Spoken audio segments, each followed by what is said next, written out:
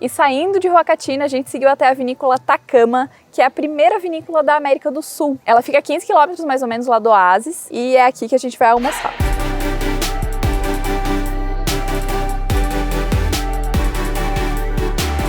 Logo na entrada a gente precisou colocar a máscara e apresentar o carnê de vacinação. E também a gente já vê uma área para escolher os tours. Se você quiser fazer um tour, fazer um passeio guiado, degustação, eles têm algumas opções de passeios aqui. Mas a gente vai direto pro restaurante.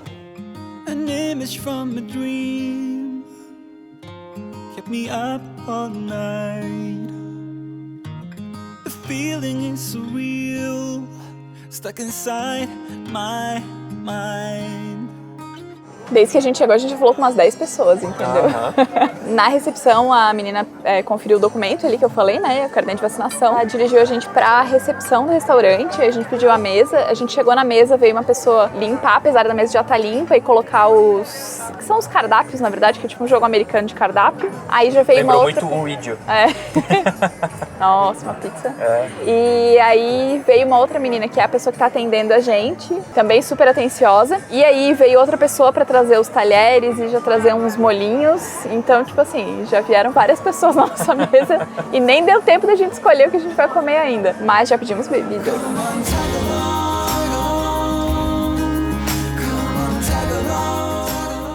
Porque o que a gente percebeu? A gente achou que o Léo não ia poder experimentar nenhuma bebida e, né, a gente tá num lugar na região do pisco, numa fábrica, numa das mais antigas, uma das mais conhecidas fábricas de pisco. Então a gente queria poder tomar alguma coisa, né? Mas a gente percebeu que dá pra gente ficar com o motorhome parado aqui um tempo. Então depois do almoço a gente provavelmente vai pra casa, ele dorme um pouquinho e tal, aí a gente acha um lugar pra dormir aqui na região. Tudo certo.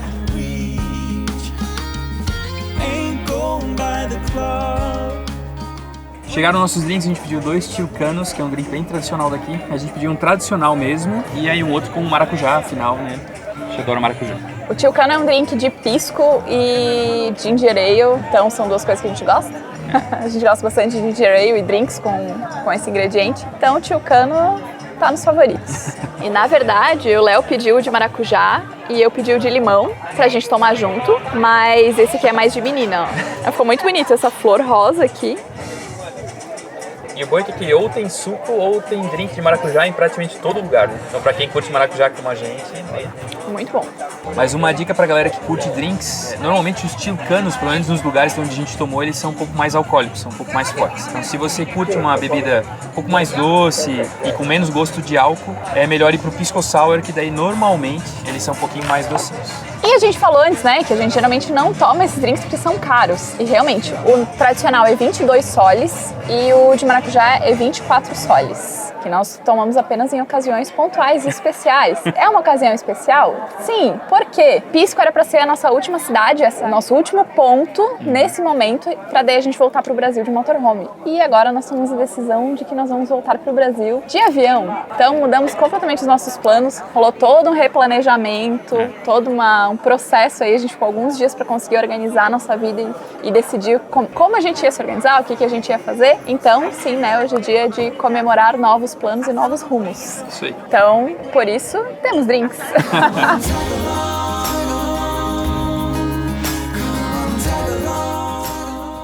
Já tá de olho na mesa do lado, né?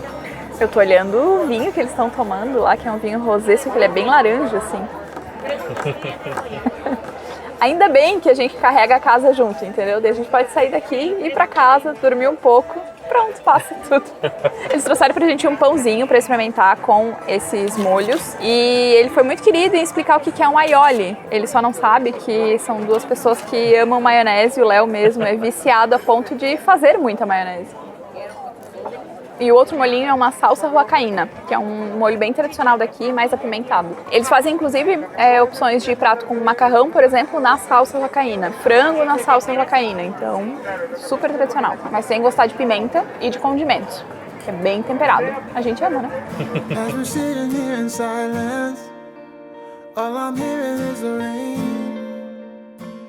Agora chegou aqui pra gente uma trilogia de tequeños. A gente escolheu só pedir uns petiscos assim pra experimentar coisas diferentes. Os tequeños, na verdade, são uma espécie de pastel, a massa de pastel, com essas bolhas e tal. Só que ele é um formato diferente. Então é um pastelzinho retangular. E geralmente eles servem com guacamole aqui. Eles trouxeram guacamole e mais uma versão dessa salsa huacaína. E eles geralmente são recheados com queijo ou com algum tipo de carne. A gente não sabe exatamente quais são esses aqui, mas todas as opções que tinham no cardápio eram muito boas. Carne alvinha, né? Uhum. O tempero da carne, nossa.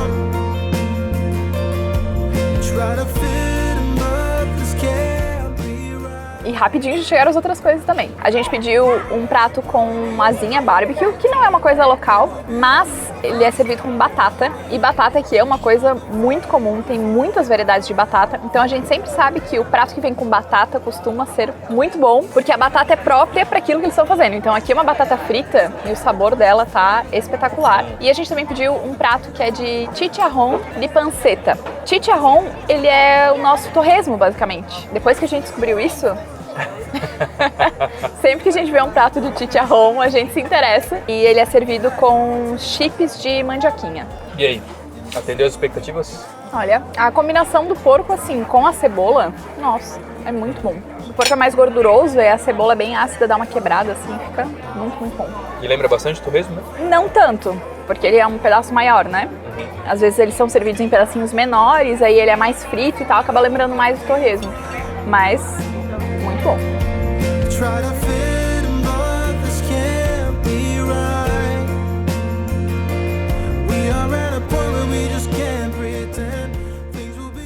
Eu nem lembro a última vez que eu pedi sobremesa em um restaurante. Olha, Faz tempo? faz muito tempo. Mas eu resolvi pedir mais uma taça de vinho e aí, né, um brownie pra acompanhar. E o cheiro que tá subindo aqui, o cheiro de chocolate, nossa, fiz uma boa escolha. Na verdade, tá uma mistura de cheiro de chocolate com cheiro de café.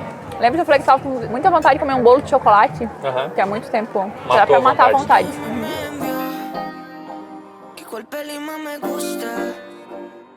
Y me respondió que sí, que se había un parche un día de esto. Por la noche me llegó con esa ropita ajustada. Quiero un parche como amigos, dice, pero solo dice. Depois do almoço a gente ficou acho que 1 hora parado assim, pro Léo tomar um café, eu tomei uma taça de vinho e agora a gente tá dando uma volta aqui pelos jardins. Uma das coisas mais legais aqui é que o lugar em si é muito bonito e você pode ficar passeando, tirar foto. Eles têm um gramado ali no meio que durante os finais de semana tem apresentação de dança, apresentação com cavalos e tal. Então é realmente um lugar pra receber o turista e que tem muita coisa pra ver. Agora, uma coisa legal de comentar é que enquanto pra gente é caro, é um lugar caro pra vir, os pratos são caros, as bebidas são caras, mas para os locais não é. Infelizmente a nossa moeda não tá valendo muito, né? Mas a gente vê pessoas de todas as classes sociais, como tá num período de férias escolares, então tem muita gente viajando, muita gente passeando. E pelo que a gente conversou com as pessoas, é um lugar que para eles é um lugar ok, acessível para um passeio de final de semana, de férias. E a gente achou caro, né? Então a gente percebe muito essa coisa, assim, o impacto, né, que o custo de vida tem e o poder aquisitivo da moeda tem.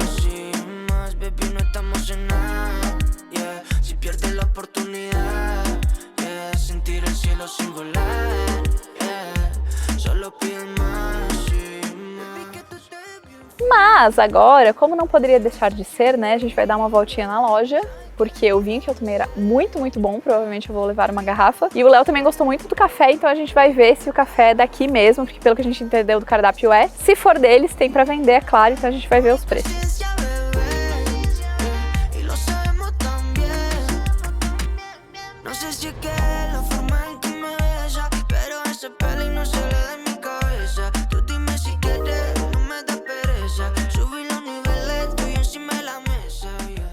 Comprei, né? O vinho branco que eu experimentei, que realmente era muito, muito bom, eu comprei pra levar embora. E ele custou 45 soles. É caro se a gente for converter, mas é mais ou menos o preço dos vinhos que a gente tava vendo no Chile, por exemplo. Bons vinhos no Brasil. É que a gente tava mal acostumado com a Argentina, né?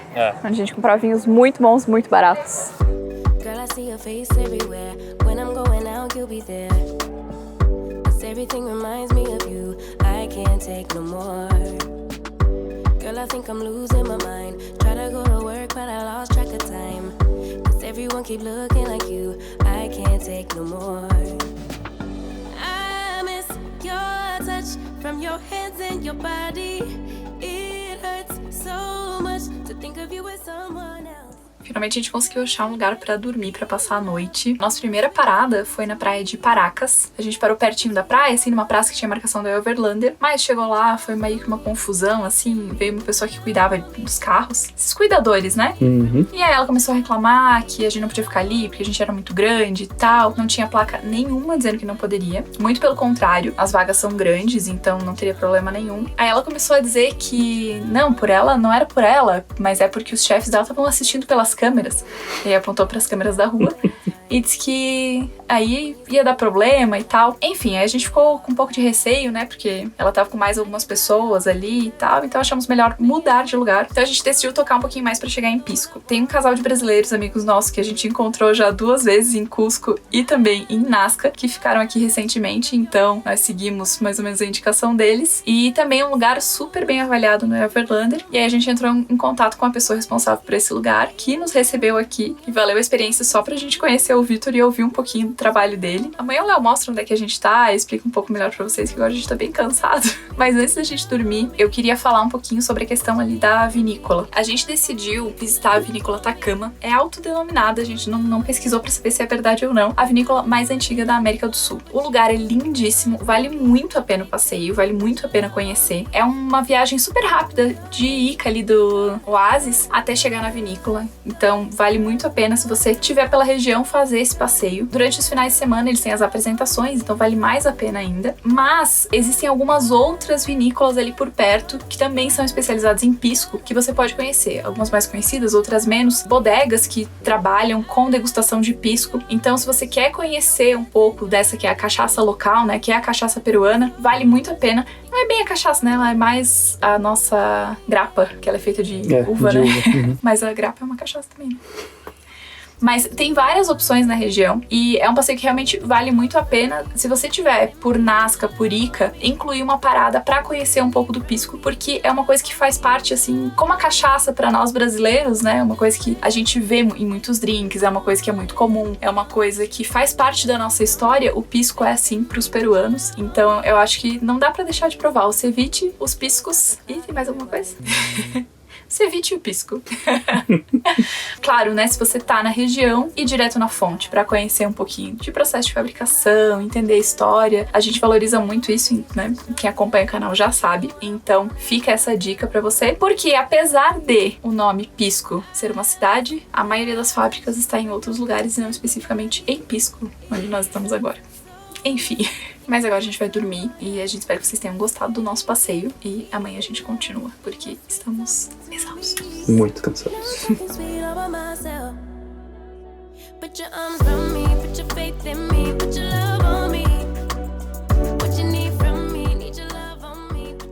E a gente ficou nesse lugar aqui, ó. Aqui em Pisco tem um biólogo, que é o Vitor, e tem um ponto no Overlander que é meio que um sítio aqui, uma área que ele construiu aqui na praia junto com outros moradores, e utilizando somente materiais reciclados. Depois de um terremoto que teve aqui na região em 2007, a prefeitura acabou trazendo muitos dos destroços para essa região litorânea aqui. E aí o Vitor, como é biólogo, começou a tentar reconstituir toda essa região aqui, e aí ele construiu tudo isso aqui, ó, tudo isso aqui que a gente está vendo, foi tudo construído com material reciclado. Então ele acaba recebendo vários viajantes aqui de motorhome e tal.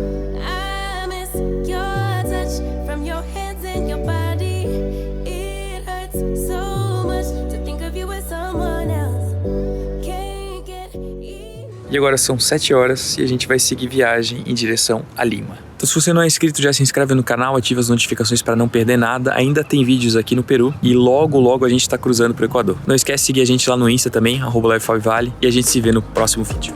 Tchau!